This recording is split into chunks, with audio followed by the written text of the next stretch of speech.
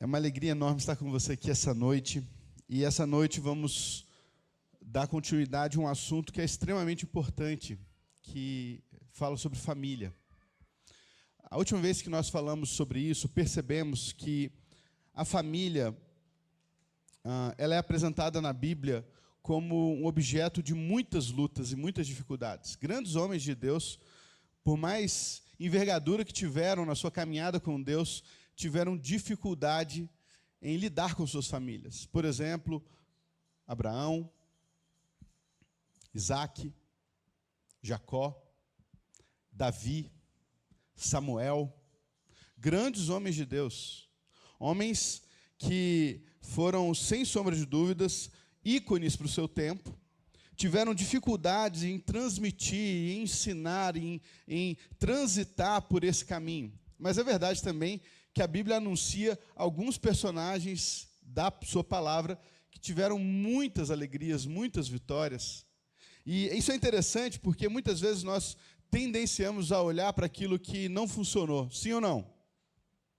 Nós temos uma tendência a olhar primariamente para aquilo que não funciona. Mas podemos olhar, por exemplo, para a vida de Filipe. Filipe, o grande evangelista. Ele evangeliza Samaria, ele evangeliza o eunuco, mas o texto deixa claro que ele também evangeliza a sua casa, a sua família. E ele tinha 4 filhas virgens que profetizavam. Temos a história, por exemplo, do guarda de Filipos. Depois de um terremoto, ele se joga aos pés de Paulo e fala: o que eu tenho que fazer para ser salvo? E ele fala assim: crê no Senhor Jesus e tu e a tua casa serão salvos. E alguns versículos à frente diz que ele e a casa dele toda foi batizada. Gente, a Bíblia ela apresenta que a família é muitas vezes bombardeada por muitas questões, mas ela também apresenta famílias que foram literalmente vitoriosas nesse processo. Então, hoje nós vamos falar sobre uma dessas muitas lutas que a família vive e que normalmente drenam a energia vital das famílias. Hoje nós vamos falar sobre as críticas que revelam. E nós vamos perceber que muitas vezes, dentro da família, nós enfrentamos lutas profundas e não percebemos que são, na verdade, características, tentáculos que estão drenando a vida dos nossos relacionamentos conjugais, relacionais com os nossos filhos, com os nossos vizinhos, com os nossos amigos de trabalho. E vamos perceber que a Bíblia, em muitos momentos, observa essas questões. Quero te convidar a abrir a sua Bíblia em João capítulo 12, versículo 1 ao versículo 8. E eu quero pedir licença para a gente andar por alguns personagens bíblicos hoje, para você e eu para que nós possamos observar como que a palavra de Deus ela pontua algumas características que, na verdade, revelam muito mais de nós mesmos do que o objeto das nossas críticas. Diz assim a palavra de Deus, em João capítulo 12, versículo 1 ao 8. 6 dias antes da Páscoa, foi Jesus para Betânia, onde estava Lázaro, a quem ele ressuscitara dentre os mortos. Deram-lhe, pois, ali uma ceia. Marta servia, sendo Lázaro um dos que estavam com ele à mesa. Então Maria, tomando uma libra de bálsamo de nardo puro, muito precioso, ungiu os pés de Jesus e os enxugou com os seus cabelos e encheu toda a casa com o perfume do bálsamo. Mas Judas Iscariotes, um dos seus discípulos, o que estava para traí-lo, disse: por que não se vendeu este perfume por 300 denários e não se deu aos pobres? Isso, disse ele, não porque tivesse cuidado dos pobres, mas porque era ladrão, e tendo a bolsa, tirava o que nela se lançava. Jesus, entretanto, disse: deixe-a, que ela guarde isso para o dia em que me embalsamarem, porque os pobres sempre o tendes convosco, mas a mim nem sempre me tendes. Vamos orar? Senhor, eu sei que o assunto é um assunto um tanto quanto necessário. e um tanto quanto delicado. Queria pedir a Deus que o Senhor fale aos nossos corações e que essa noite nós possamos sair daqui, desse local, com os nossos corações tratados e confrontados pelo Senhor. Todos os nossos corações, Deus. Fala com a gente essa noite. Em nome de Jesus oramos e agradecemos por tudo. Amém e amém.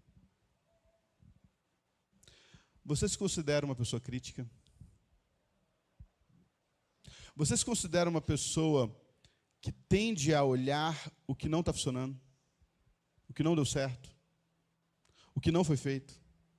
O que poderia ter sido feito melhor? Todos nós temos uma tendência a observar, não a igreja toda pintada, mas aquele pedacinho da igreja que está com defeito. Todos nós temos uma tendência a observar, não as centenas de notas, de acordes que foram feitos no tempo certo, da forma correta, mas aquele que bateu na hora errada e que, de alguma forma, errou. Eu sei pouquíssimo de música para falar sobre isso, mas eu sei que tem um tempo, tem um acorde, tem uma nota, tem um jeito que você deveria fazer para que haja harmonia. E nós temos uma tendência a observar isso. Por incrível que pareça, nós muitas vezes achamos que ao observar esses detalhes, e ao falar sobre eles, e a apontar eles, muitas vezes estamos transmitindo um erro ou mostrando algo que ninguém viu. Mas o que vamos perceber essa noite é que as críticas que nós professamos falam muito mais de nós do que dos erros que observamos. Essa noite eu quero convidar você a observar como que as críticas drenam não a vida de quem está sendo criticado, mas a vida daqueles que estão criticando. Por isso, o subtema é críticas que revelam, críticas que anunciam, que mostram uma realidade que muitas vezes sequer temos capacidade para perceber. E a primeira coisa que conseguimos perceber aqui no texto que nós lemos é que a crítica, ela nos torna pessoas, muitas vezes, ela mostra uma insensibilidade, uma indiferença, uma incapacidade de você olhar para a sua realidade. Olha o que está acontecendo aqui. Uma mulher pegou o fruto do seu esforço, do seu trabalho, da sua dedicação, leva até Jesus e faz um culto a Jesus. Ela quebra um vaso de alabastro, segundo Mateus 26 e Marcos 14, na cabeça de Jesus, tamanha quantidade desse perfume, desse óleo. O texto de João faz questão de dizer que os pés de Jesus foram perfumados. Ela pega o seu cabelo, não o cabelo de alguém, o seu próprio cabelo, e enxuga os pés de Jesus. Em resposta a algo que Jesus fez por ela. Como que nós conseguiríamos criticar tal ação? Mas está ali, alguém presente naquele lugar, que o seu coração está tão insensível à realidade, que ele não consegue ver valor nessas ações. Ele não consegue ver entrega, amor, gratidão, ele só consegue ver o quê? Desperdício. Ele só consegue ver perda. Ele só consegue ver maldade. Porque com tanta carência no mundo, por que não se comprou, não se vendeu esse perfume e não socorreu isso? Essa insensibilidade que Judas anuncia, ela é tão poderosa que ela influencia o seu grupo. Se você for em Mateus e em Marcos, você vai ver que não só Judas fez a crítica, mas os outros discípulos, induzidos por isso, passam a criticar Maria também, a ponto de Jesus ter que levantar e defender essa menina, que não fez nada de errado. Simplesmente amou, simplesmente adorou, simplesmente agradeceu, simplesmente serviu. Mas diante daquele cenário, a crítica revela o coração de Judas. João, conhecendo essa narrativa, conhecendo quem está criticando, falou assim: ele não está preocupado com os pobres não se enganam não, tá? Ele era ladrão. O que é lançado naquela bolsa, ele pega para ele. Ele faz uma outra narrativa. Esse homem que está criticando, essa menina que está agindo com gratidão a Deus, esse homem é o mesmo homem que vai traí-lo, que vai vendê-lo. E é interessante porque quando nós começamos a observar pessoas que criticam na Bíblia, nós vamos começar a perceber que isso é comum. Por exemplo, o fariseu, o chefe da sinagoga, de Lucas capítulo 13, uma mulher há 18 anos sofria, era encurvada, segundo o texto bíblico, pelo próprio diabo. E ela vai na sinagoga em que Jesus estava pregando, e no sábado Jesus cura aquela mulher. O chefe da sinagoga se levanta revoltado e diz: 6 dias temos para ser curados, venham em outro dia. Percebe a insensibilidade? Há 18 anos aquela mulher sofre, mas o pecado daquele coração impossibilita aquele homem de ver valor naquilo que está sendo feito. Mas não é só esse o dreno. Temos muitos motivos para criticar. Quero convidar você agora a ir lá em 2 Samuel, capítulo 6. E eu quero que você observe comigo esse episódio que acontece na vida do rei Davi.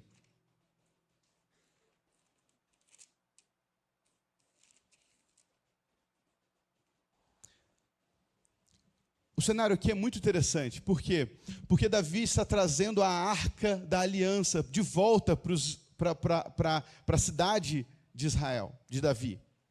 Então, eles estão num processo de festa. É o maior feito que Davi tinha conseguido. Aconteceu aquela situação de um homem de Deus tentar segurar a arca e ele morreu, e aí Davi deixa a arca parada ali. Agora eles estão trazendo de volta, e está acontecendo uma festa. A cidade está em festa, gente. E o texto diz aqui no versículo 14: Davi dançava com todas as suas forças diante do Senhor, e estava cingido de uma estola sacerdotal de linho. Agora olha o que diz o versículo 16. Ao entrar a arca do Senhor na cidade de Davi, Milca, filha de Saul, estava olhando pela janela e vendo ao rei Davi, que ia saltando e dançando diante do Senhor. Olha o que diz o versículo: o desprezou no seu coração. Versículo 20 vai dizer: voltando Davi para abençoar a sua casa, Milca, filha de Saul, saiu a encontrar-se com ele e lhe disse: que bela figura fez o rei de Israel, descobrindo-se hoje aos olhos das servas de seus servos, como se pejo se descobre um vadio qualquer. Ou seja, parabéns, hein? Que papelão, rei! Você aí dançando na frente de todo mundo. Isso não é papel de um rei, não, menino. Está se trajando, se vivendo como qualquer um.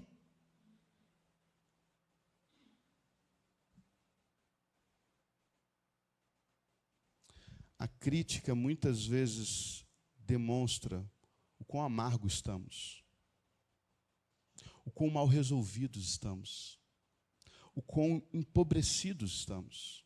E sabe o que é interessante? Muitas vezes estamos tão pobres, que queremos empobrecer os outros. Estamos tão machucados, tão aflitos, tão angustiados, que queremos afligir os outros. Tem uma história que eu ouvi da cobra que perseguia... Qual é o nome daquele bicho que pisca, gente? Vagalume, obrigado. A cobra que perseguia o vagalume. A cobra não come vagalume.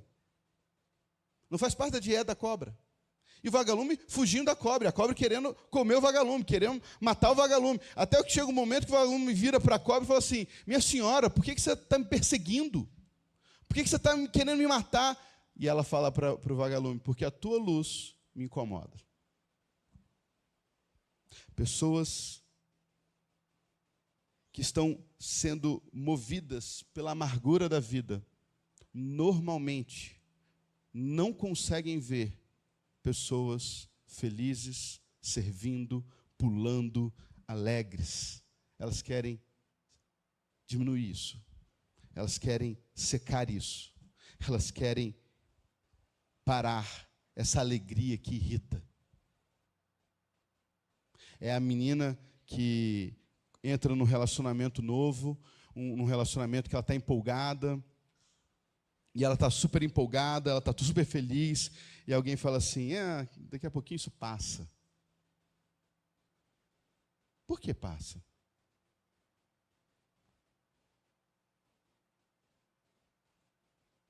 Por que o amor não pode ser vibrante, apaixonante? Que necessidade é essa que temos de esperar e ansiar que o outro não viva algo mais extraordinário do que eu vivi? Que necessidade é essa que temos de cessar a alegria, de nos incomodar com isso que Davi está vivendo? Olha só, Davi dançava com toda a sua força diante do Senhor. Por que isso incomodava? Incomodava e incomoda, muitas vezes, porque estamos completamente tomados de algo que controla as nossas vidas. O que é um susto, o que é um problema. É um problema para o cristão. E é um problema para aqueles que estão, de alguma forma, sendo o foco dessa crítica, dessa forma de ser, dessa forma de olhar para a vida. A vida é cinza para tais pessoas. E sabe o que é interessante? A Bíblia mostra muitas pessoas amarguradas. Lembra de Ana orando diante de Deus? Ela estava orando diante de Deus e Eli chega para ela e percebe a situação, né, não entendendo a situação, fala assim, mulher, larga esse teu vinho, vai arrumar um trabalho. Ela fala, não, senhor, não, você está me confundindo. Eu não sou uma mulher de Belial, não. Eu sou uma serva de Deus, mas eu estou amargurada de alma.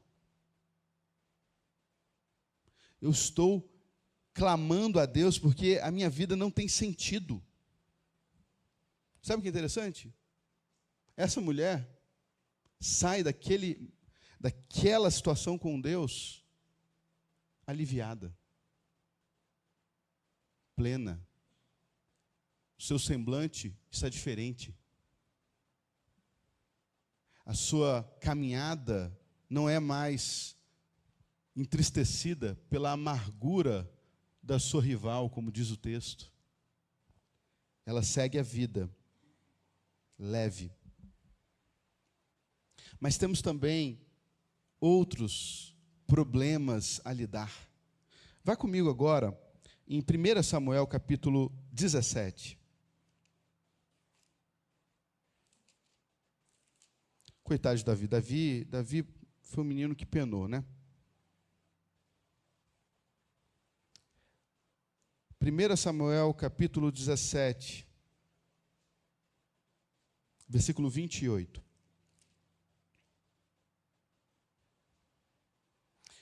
Diz assim o texto: ouvindo Eliabe, seu irmão mais velho, falar aqueles homens, acendeu-se-lhe a ira contra Davi e disse: por que descestes aqui? E a quem deixastes aquelas poucas ovelhas no deserto?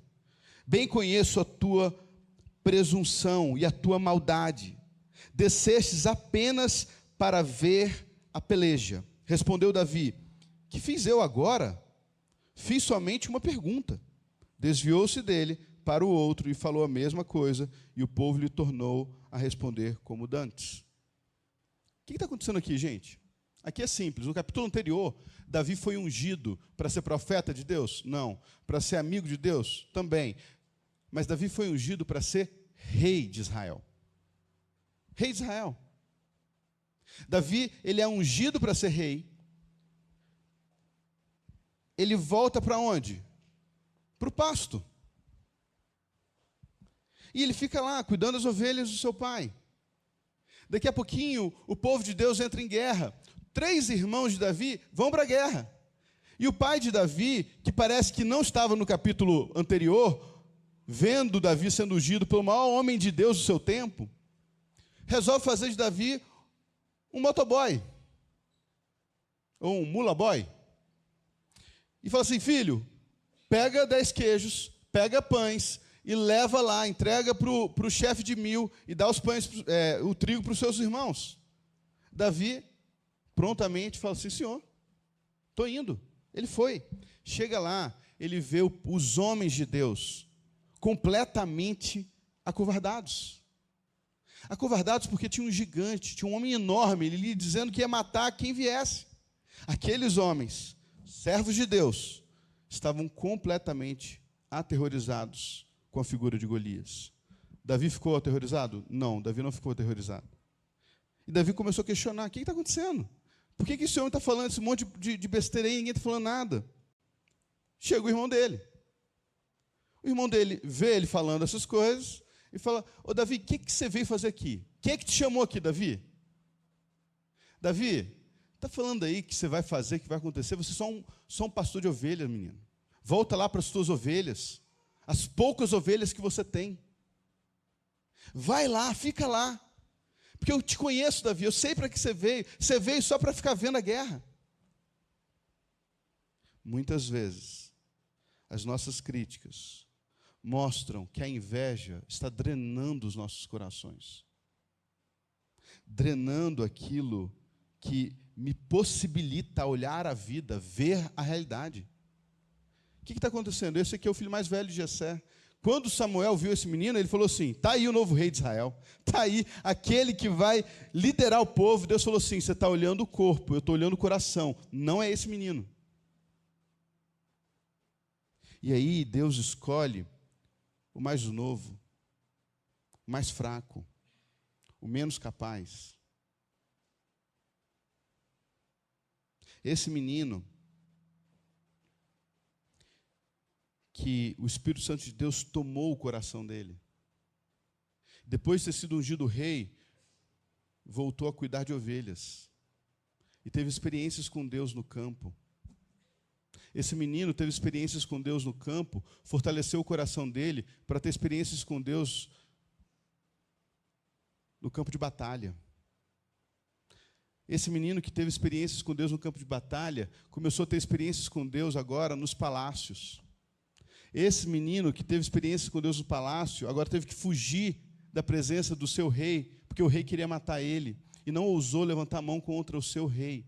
Esse menino, que é tudo menos maldoso, como seu irmão mais velho disse, mas a crítica, mais uma vez, demonstra e anuncia, revela o que o coração está dizendo. Por último, a crítica também revela uma outra área da vida que ficou oculta. Vamos lá, por favor, em Números, capítulo 12. Versículo 1 a 3, vai dizer assim, falaram Miriam e Arão contra Moisés, por causa da mulher cuxita que tomara, pois tinha tomado a mulher cuxita. E disseram: porventura, tem falado o Senhor somente por Moisés? Não tem falado também por nós? Olha o que o texto está dizendo. O Senhor ouviu. Era o varão Moisés muito manso, mais do que todos os homens que haviam sobre a terra. Vai comigo no versículo 6.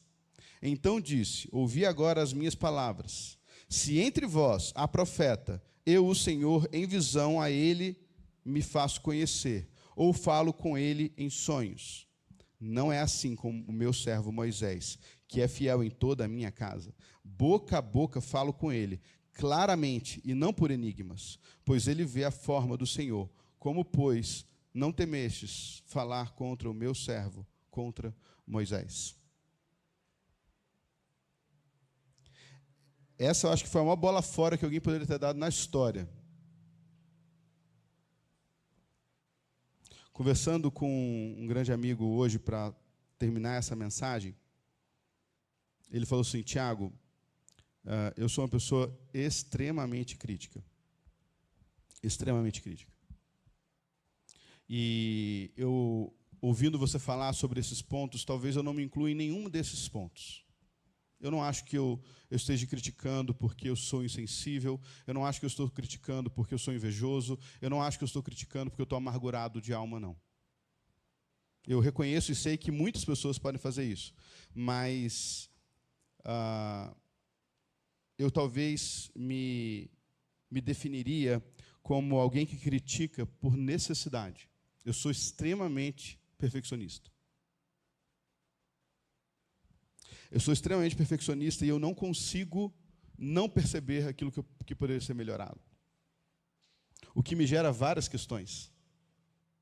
O que me gera várias situações complexas. Porque, muitas vezes, eu sou o meu maior crítico. E nunca está bom.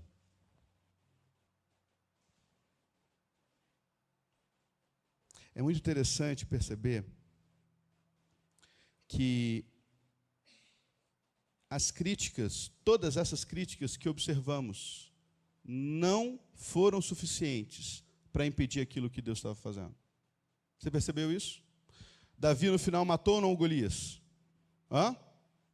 Gente, matou ou não o Golias? Pelo amor de Deus. Amém, matou. Matou Golias. Moisés deixou ou não de ser homem de Deus? Não deixou de ser homem de Deus, continuou sendo o homem mais manso que andava sobre a terra. Maria deixou ou não de glorificar a Deus? Continuou glorificando a Deus. Davi prestou o culto em adoração que ele queria prestar ou não? Continuou prestando o culto que ele queria prestar em adoração. É impressionante quando a pessoa está decidida a fazer aquilo que ela se propôs a fazer. As críticas, elas não terão o poder de fazer isso. Ah, pastor, mas na minha vida foi diferente. Quando eu fui criticado, eu parei. Deixa eu te falar uma coisa por experiência própria. Se você parou, te faltou muitas coisas. A crítica foi só aquele empurrãozinho que você precisava. Agora, sabe o que é interessante demais nesse processo? Todas essas pessoas que, de alguma forma, expressaram, demonstraram essas críticas, que revelaram os seus pecados, revelaram o pecado do seu coração, elas tinham uma deficiência na sua identidade com Deus. Se nós fazemos críticas demais, talvez é porque estejamos inseguros nas nossas próprias identidades. Se as críticas conseguem nos frear, certamente, estamos com debilidades, fragilidades na nossa identidade ou na nossa certeza daquilo que deveríamos estar fazendo, vivendo e praticando. Quero voltar agora com você, lá em João capítulo 12. E eu quero mostrar para os irmãos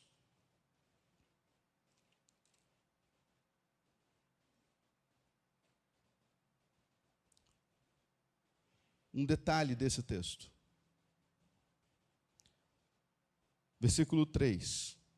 Então, Maria, tomando uma libra de bálsamo de nardo puro, muito precioso, ungiu os pés de Jesus e os enxugou com seus cabelos, e encheu-se toda a casa com o perfume do bálsamo.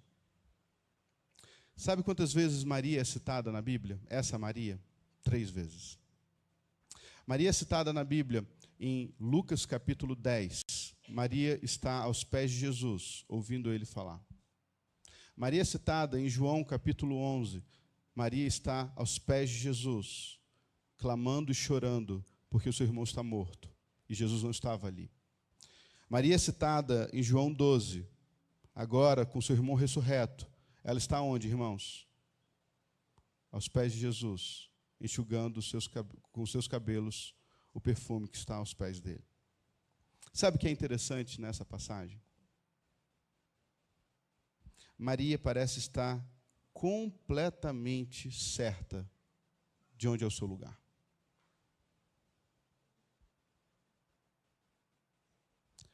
de onde ela deve estar. De quem Maria é. E de como ela deve estar, de alguma forma, vinculada a esse Jesus. Muitas famílias estão sendo destruídas pela falta de consciência de quem nós deveríamos ser. E aí, ou botamos a culpa nas críticas que nos foram feitas. E, irmãos, as críticas, pelo que acabamos de perceber, na esmagadora maioria das vezes, ela é um reflexo das debilidades, dos problemas, das dificuldades e, muitas vezes, dos próprios pecados dos seus críticos. Mas o que é impressionante é que essa menina, que foi criticada também por estar aos pés de Jesus, em Lucas capítulo 10, em nenhum momento abre a boca para se defender. Por quê, irmãos? Porque quando Maria está aos pés de Jesus em Lucas 10, Marta está revoltada da vida. Eu consigo imaginar, eu tenho uma irmã que eu não vou citar quem é, que ela é muito ativa. Muito ativa. E eu consigo imaginar uma cena muito parecida. E ela está falando, Jesus, manda Maria me ajudar aqui. Maria fala o quê? O que Maria fala? Nada. Maria não fala nada. Mas Jesus fala por Maria. A segunda vez que essa menina é criticada, ela está no mesmo lugar. Mais uma vez, expressando um tipo de culto a esse Jesus. E mais uma vez, essa menina é criticada. O que Maria fala em resposta a Judas? O que Maria fala em resposta aos discípulos, criticando o culto que ela está prestando a Deus? O que ela fala, irmãos? Nada.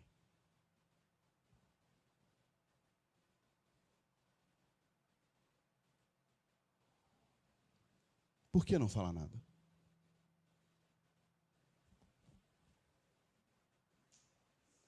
Por que uma menina criada e construída dentro de uma cultura realmente machista não gasta energia nem para se defender da irmã e nem para se defender dos homens discípulos que estão a atacá-la? A sensação que eu tenho é que, quando nós entendemos o lugar que deveríamos estar, existe uma paz que excede, de fato, todo o entendimento. Uma segurança que nasce dentro dos corações. É uma segurança, é uma certeza, uma clareza de que eu não preciso ser afligido pelas flechas e críticas que estão sendo feitas, pelas limitações e fraquezas e pecados do outro, pelas mágoas e vidas complicadas e difíceis que o outro teve. E eu passo a viver de uma forma muito mais leve, pacífica.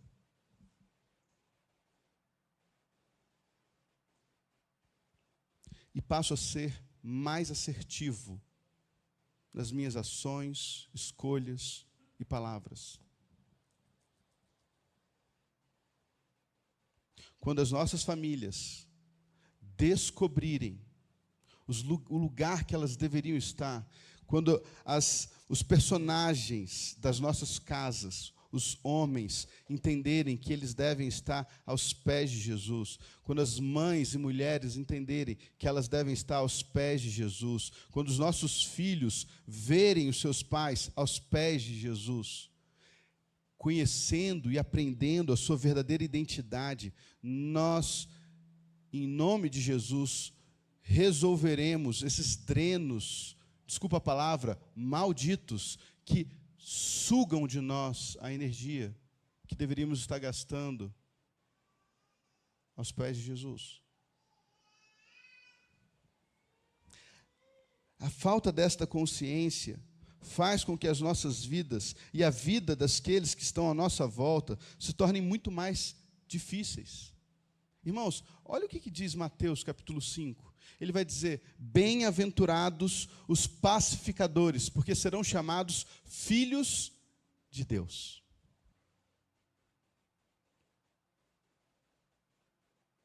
Bem-aventurados os misericordiosos, porque alcançarão misericórdia. Bem-aventurados sereis vós quando vocês perseguirem, não, quando vocês forem perseguidos. Alegrai-vos, regozijai-vos nesse dia, porque grande é o vosso galardão, porque assim perseguiram os profetas que vieram antes de vós. Quanta paz você precisa ter para que diante das injustiças você esteja aos pés de Jesus, e tranquilo e aguardando. Identidade. Essa é, sem sombra de dúvida, a maior carência que as famílias brasileiras estão vivendo hoje.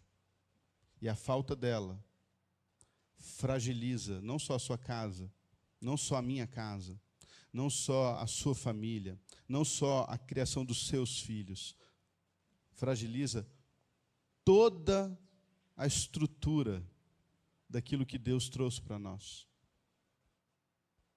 Não se engane, o nosso tempo é um tempo de confusão. O homem não tem mais clareza na sua função, no seu papel, na sua identidade. A mulher não tem mais clareza na sua função, no seu papel, na sua identidade. Os nossos filhos, ao olharem para nós, confusos estarão.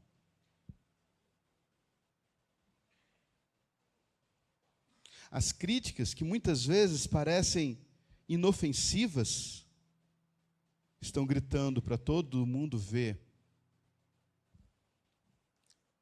quão complexo e muitas vezes machucados estão os nossos corações. A resposta para isso, o que Maria está tentando ensinar para todos nós, o tempo todo: se encontre no lugar certo.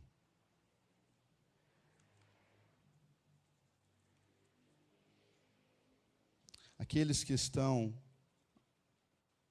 aos pés de Jesus perceberão amor, cuidado, paz. Aqueles que se encontraram ali, que o encontraram ali, que colocaram diante dele, com suas orações e súplicas e ações de graças, aquilo que pesava o seu coração, aquilo que amargurava o seu coração, aquilo que deixava os seus corações insensíveis. Ali encontraremos cura, ali encontraremos libertação, ali encontraremos salvação. A mensagem de hoje, basicamente, precisa fazer a gente fazer uma pergunta muito sincera. Por que eu faço as críticas que faço?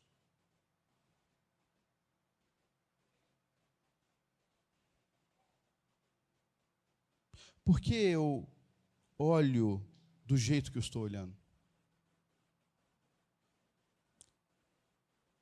Eu faço verdadeiramente para ajudar? Ou eu faço por uma necessidade minha de observar? Eu faço porque eu estou infeliz e me incomoda a felicidade? Eu faço porque eu estou machucado e me incomoda a saúde. Você já se perguntou quantas críticas Jesus fez na Bíblia?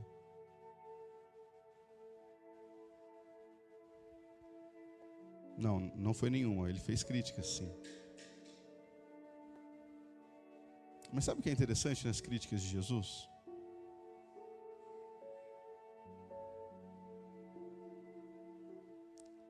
Elas são direcionadas aos críticos.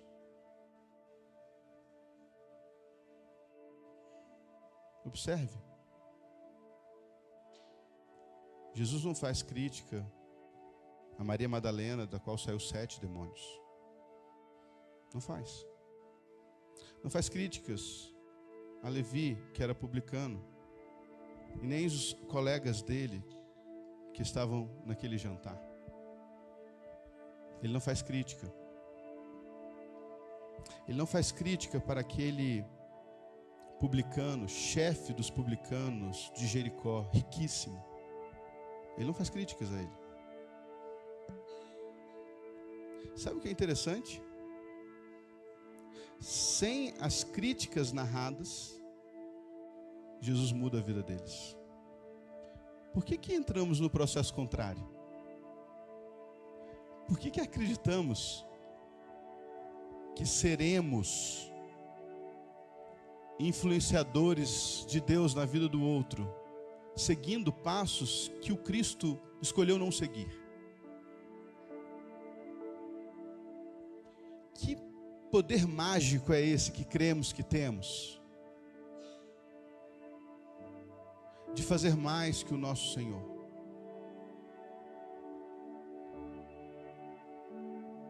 Que mudou a história sem as críticas, mas que apontou para os críticos uma realidade fria e real. Vocês fazem isso porque dentro de vocês falta realidade. Ele vai te chamar de hipócrita, que é aquele que é teatral, porque ele esconde a verdade. Deixa eu te dar um conselho muito importante. Todos nós, essa mensagem não é para um ou para outro, é para todos. Sabe por quê? Porque todo mundo que acha que o outro deveria ter feito de uma forma diferente está deixando de fazer algo que Jesus é insistente em fazer. Olhe a trave do seu olho. Olhe a loucura do seu coração.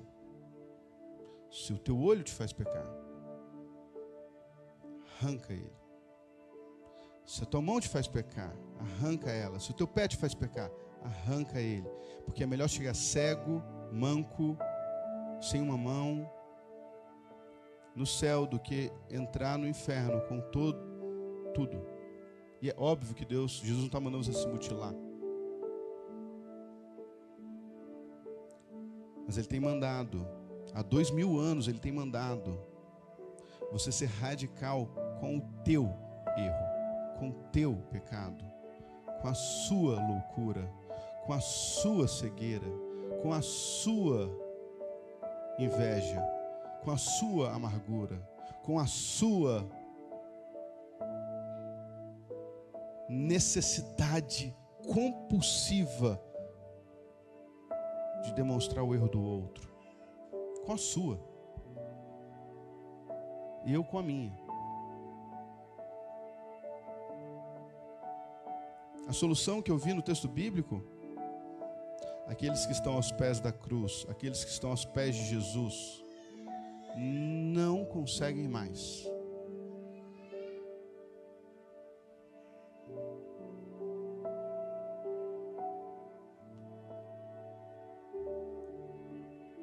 a lupa está tão bem direcionada para os seus olhos que eles não conseguem mais olhar para os olhos dos outros.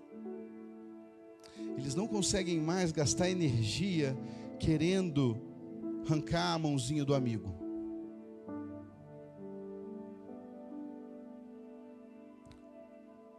Porque perceberam que diante de Jesus não existe perfeição própria. Então aqueles perfeccionistas abandonam essa forma de ser, porque reconhecem diante do Cristo, diante dos pés de Jesus, que eles mesmos, por mais perfeccionistas que sejam, nunca serão perfeitos. Aqueles que estão com seus corações tomados pela inveja diante dos pés de Jesus,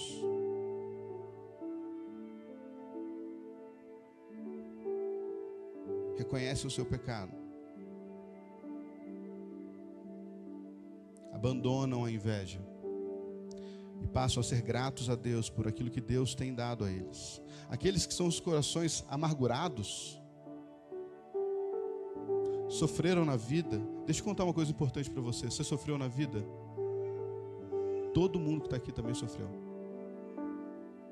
Ah, pastor, mas você não sabe do meu sofrimento. Meu irmão, deixa eu te explicar uma coisa.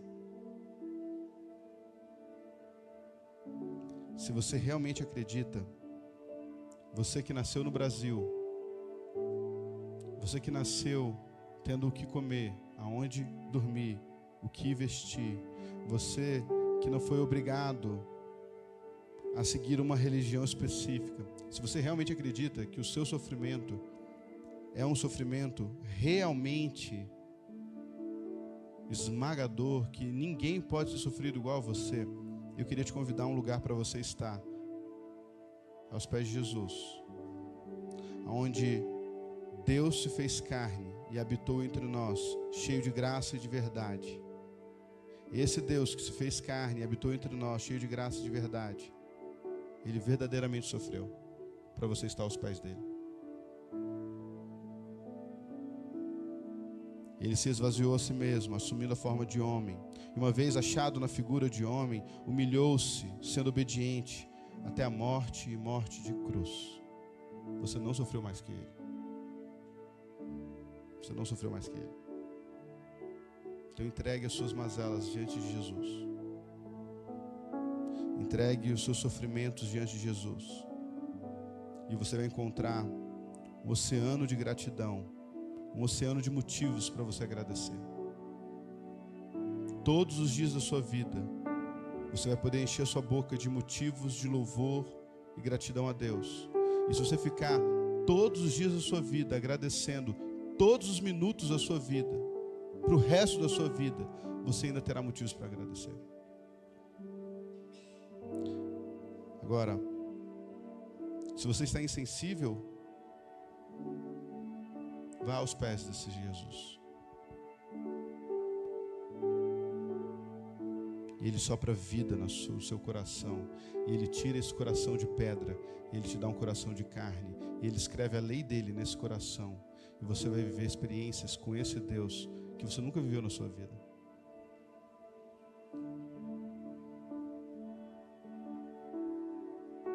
Você foi o alvo das críticas?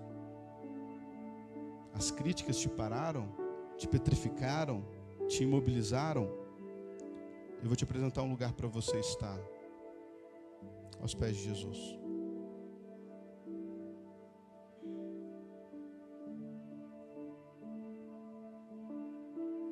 Pois Ele de fato é o guarda de Sião. Ele é rocha, Ele é escudo, Ele é fortaleza, Ele é socorro no dia da angústia.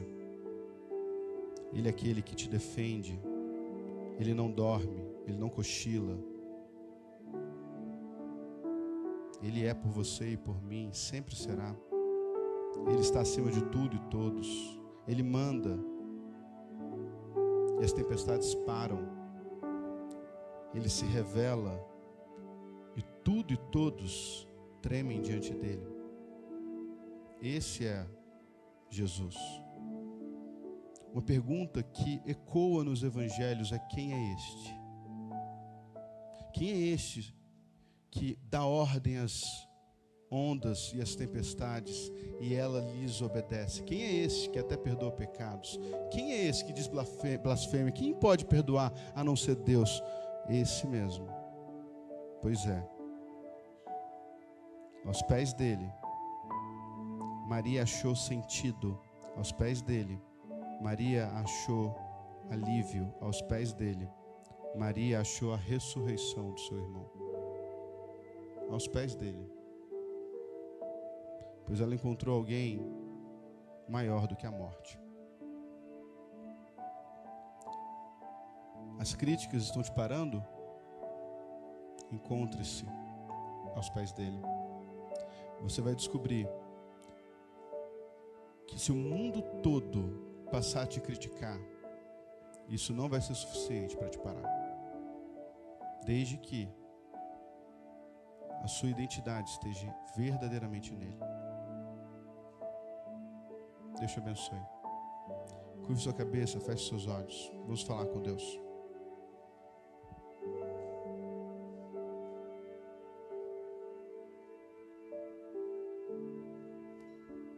Senhor Jesus,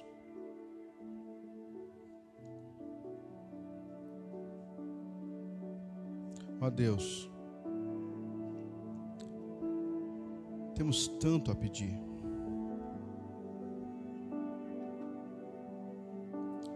Talvez nós precisamos começar com um pedido de perdão.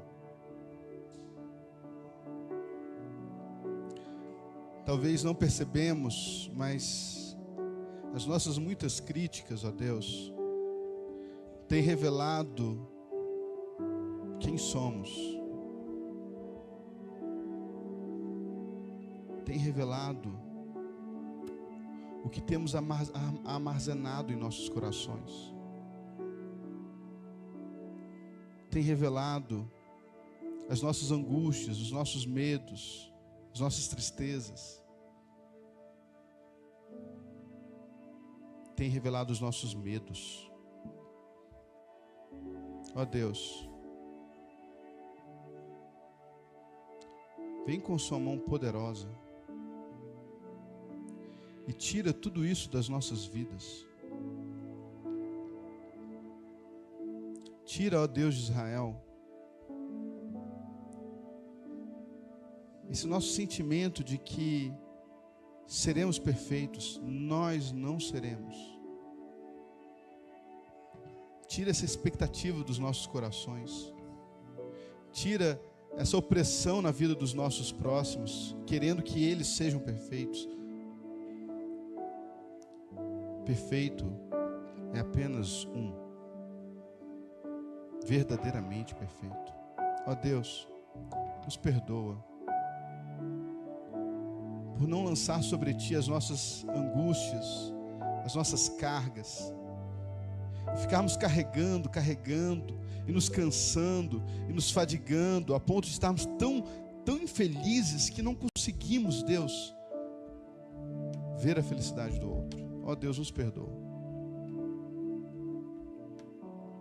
Que nós possamos lançar sobre Ti todos os nossos pesos e angústias, e receber o alívio que vem de Ti, a graça que vem de Ti. Ó Deus de Israel, perdoa a nossa inveja, esse nosso coração, muitas vezes sobrecarregado pelo pecado. Nos ajuda, Deus, a ter um coração verdadeiramente leve em Ti.